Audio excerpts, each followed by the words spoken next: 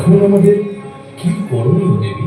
এখন বিষ্ণু মহাসমুদ্রে অনন্ত শয্যায় যাবে ও ব্রহ্মা বিষ্ণু নাভি কবর থেকে উত্থিত হয়ে সৃষ্টি কার্য শুরু করবে। ও শিব যাবে ধ্যান। এক সময় সৃষ্টি হবে মেদিনী, সেই মেদিনী হতেই আমার বাকি লীলার প্রারম্ভ হবে।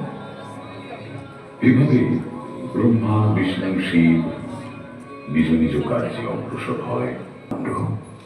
সূর্য চন্দ্র দেবতা ও নর কিন্নর দানব রক্ষ যক্ষ ভূত পিশাচ পশু পতঙ্গ সৃষ্টি হয় ধরিত্রী। তুমি মহাবীর